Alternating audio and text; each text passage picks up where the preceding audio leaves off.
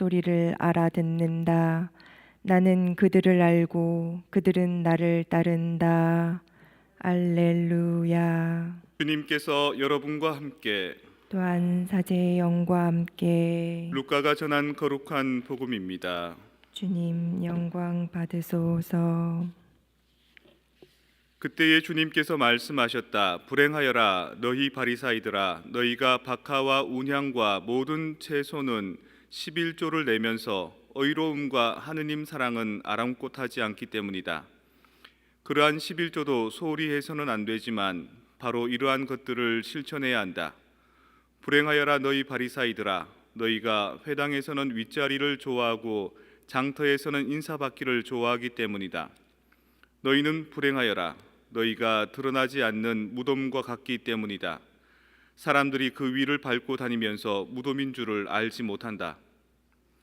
율법 교사 가운데 어떤 사람이 예수님께 스승님, 그렇게 말씀하시면 저희까지 모독하시는 것입니다 하고 말하였다. 그러자 예수님께서 이르셨다. 너희 율법 교사들도 불행하여라. 너희가 힘겨운 짐을 사람들에게 지워놓고 너희 자신들은 그 짐에 손가락 하나 대려고 하지 않기 때문이다. 주님의 말씀입니다. 그리스도님 찬미합니다. 마음 안에서는 여러 가지 것들이 있습니다. 불륜, 방탕, 우상숭배, 적개심, 분쟁, 시기, 격분, 이기심. 좋은 것도 있죠. 사랑, 기쁨, 평화, 인내, 호의, 선의, 성실, 온유, 절제. 근데 이런 것들에 주목하게 되면 상당히 컨퓨즈하게 됩니다. 왜냐하면 이게 형체가 없는 것들이기 때문인 겁니다. 내가 어떻게 해야지 부정한 것들에 빠지게 되는지, 어떻게 해야지 경건한 것에 빠지게 되는지를 가늠하고 판단하기가 쉽지 않습니다. 그래서 결국에는 어떻게 빠지게 되냐면 율법학자들이나 바리사이들처럼 이렇게 해야 한다, 저렇게 해야 한다 하는 규정을 정해두기를 좋아하고요. 그 규정을 지키는데 자기들은 상당히 걸림돌이 없지만 일상을 살아야 되는 사람들, 경제 활동을 해야 되는 사람들, 그리고 가정을 꾸려야 되는 사람들, 삶의 어려움 속에 허덕대는 사람들은 그 규정을 따르기가 힘들다는 것을 놓치게 됩니다. 그래서 결국에는 교회의 가르침이 힘겨운 짐을 다른 사람들에게 지워놓고 자신들은 손가락 하나 대려고 하지 않는 사람이 되고 마는 경우가 상당히 많습니다. 물론 교회나 교회 안에 신앙생활하는 사람들도 그렇게 되고 싶지는 않을 겁니다. 하지만 너무 디테일하게 보이지 않는 가치에 너무 많이 집중하면은 그렇게 흐르기 쉽습니다. 그 본질에 접근하기 위해서는 그것을 계속 염두하고 그것에 집중하는 것도 필요하지만 때로는 외부에 있는 것들을 통해서 내면에 있는 것들을 건사하는 것도 상당히 중요합니다.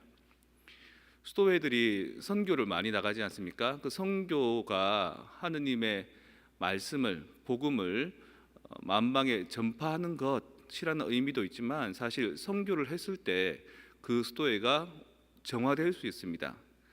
조그마한 우물 같은 삶의 자리 안에서 계속해서 무언가를 추구하는 것은 사실은 그 안에서 조금 나은 사람, 조금 못한 사람 간의 경쟁 구도에서 조금 자기가 열심히 한다 싶은 사람들은 자기보다 못한 사람들을 자꾸 멸시하게 되고 자꾸 힘들게 하는 요소들이 많거든요. 그리고 닭벼슬보다 못한 수도원 벼슬 안에서 내가 장상이다, 원장이다, 뭐 광부장이다, 총장이다 이렇게 되면 그 있는 사람들을 자꾸 이제 핸들링하게 되는 그런 것도 많습니다. 너무 안에 있는 그것만 가지고 세상 것에 비하면 아무것도 아닌 그 가치를 가지고 아웅다웅하는 것보다도 저 넓은 세상으로 가서 오히려 그 현장에 있는 것들을 파악하고 이해하고 그것에 도움을 주는 삶을 사는 그 복음적인 삶, 선교의 삶, 그것이 그 수도회를 올바르게 정화시키기도 합니다. 오늘은 외방선교회에서 활동하는 신부님들이 아니라 그 외방선교회의 선교 사명으로 살아가는 평신도에 대한 얘기를 한번 전달해 드리겠습니다. 2022년 4월 15일 저와 저희 아내 김은경 도미니카는 선교사이면서 기본적으로 캄보디아 지부 코미서 직업 학교에서 제가 제빵과 케이크를 가르치는 교사가 되려고 이곳에 왔습니다. 이를 위해 지난 5년간 관련 기술을 익히고 다양한 자격증도 획득했습니다. 2017년 여름 어느 날부터 전역 후에 제2의 인생은 그동안 받은 사회의 지원과 하느님의 은혜에 보답하며 살아가는 계기가 되었습니다. 군생활 하시던 분이었나 봅니다. 2021년 선교 아카데미에 참여하여 선교사로서 소양과 집식을 습득했고, 특히 지난 2월 파견 미사를 통해 저희가 교회의 부름에 예 여기 있습니다 하고 대답한 것이 가족과 회원들의 증인으로 주님의 부르심에 따라서 선교사로서 삶을 살게 된 숙명을 얻게 되었습니다. 평신도가 선교지로 떠난다는 것, 특히 저희처럼 부부가 함께 떠난다는 것은 한 가정이 통째로 변하는 것이었습니다. 가장의 직업이 바뀌는 것부터 50년 이상 지속된 가족 간의 소통 방법이 새롭게 설계되어야 됐고, 긴 세월 저희에게 딸려있던 사물들이 이삿짐이란 이름으로 쫓아오기도 했고, 저희 부부가 수십 년의 군과 사회생활을 통해 구축한 정신적인 물질적인 관계들도 나름의 방식으로 정리되어야 했습니다. 어쨌든 저희 부부는 그러저러한 정리와 이해를 통해 주님의 부르심에 응답하여 지금 캄보디아 선교지에 와 있습니다. 여보, 마음대로 되는 게 없네. 제가 할 수 있는 것, 이것은 크메르어 선생님과 하는 언어 수업에 열심히 하는 것밖에 저희들은 아무것도 할 수가 없었습니다. 그나마 기댈 수 있는 것은 내 아내에게는 남편인 나, 그리고 외방선교회의 김명동 신부님과 선교 사제분들, 그리고 인터넷을 통해서 온라인으로 이것저것 생활과 적응에 도움을 주는 교포분들의 도움이 전부였습니다. 모든 민족에게 앗 젠테스, 자신의 나라와 민족을 떠나서 앗 엑스테로스, 목숨이 다하는 날까지 앗 빗담. 제가 군인으로 정년을 앞두고 미리 전역한 것은 조금이라도 더 젊은 나이에 선교 현장에 와서 현지 언어 습득과 선교사로서의 계획을 소화하고 싶었기 때문입니다. 그러나 가끔 언어나 문화의 장벽만이 아니라 단순한 상황에도 혼란스러워질 때가 많습니다. 그건 그 환경 속에서 제가 부딪히면서 뚫고 나가야 될 장벽들이었습니다. 저희 부부는 성직자나 수도자의 삶을 살아보지 않았습니다만 주님의 십자가를 나누어 지거나 아니면 저희만을 십자가를 지고 주님을 따르고 있다고 생각합니다. 입으로 하는 선교보다 눈과 행동으로 전하는 마음의 선교가 더 중요하다는 말씀을 들었습니다.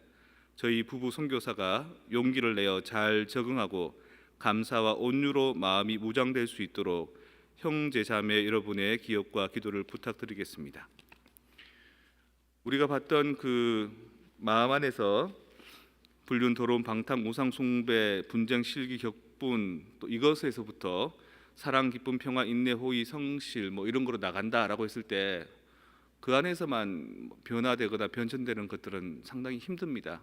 삶의 자리를 완전히 바꾸어서 그곳에서 가장 기본적인 것에서부터 새롭게 시작하는 것, 내가 이때까지 익숙해왔던 방식에부터 다른 방식으로 완전히 옮겨보는 것, 그걸 통해서 인간이 지내야 될 기본적인 태도들, 언어들, 생각들, 감정 조절들, 때로는 다가오는 좌절감들, 그것들을 헌신하는 것, 이게 바로 선교의 삶이고 그 선교의 삶이 그 사람을 정화시켜주는 도구가 되는 것입니다.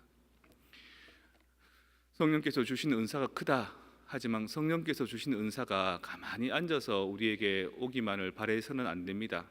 내 삶의 현장에서, 내 삶의 자리에서 최선을 다해 살아갈 때 그 안에서 성령의 그에 맞는 지혜와 은사들이 오는 거죠. 이분들 평신도 선교사들은 한국 외방 선교회의 정신을 따라서 꼭 성직자 수도자가 아니더라도 평신도지만 복음의 가치를 스스로가 정리해내고 그 정리된 복음의 가치들을 증거하기 위해 살다 보면 오늘 독서와 복음에 나와 있는 좋은 영역의 인간의 가치들, 성령의 은사들을 제대로 체득하게 되는 삶을 살게 될 겁니다. 물론 그 과정은 힘들고 고되고 쉽지 않을 겁니다. 그래서 우리가 함께 이 자리에서 기도해주고 또 필요한 것들을 후원해주고 있는 것 아니겠습니까? 여러분들도 여러분의 삶의 자리가 그냥 그 안에서 우물 안에서만 무언가를 해보겠다라고 생각하지 말고 조금 더 외연을 넓혀서 우리 주변에서 나의 선교 가치가 증언될 수 있도록 한번 애써 보시면 어떻겠습니까? 그럴 때 우리 안에 성령의 가치는 제대로 자리 잡고 체화될 수 있을 거라고 믿습니다.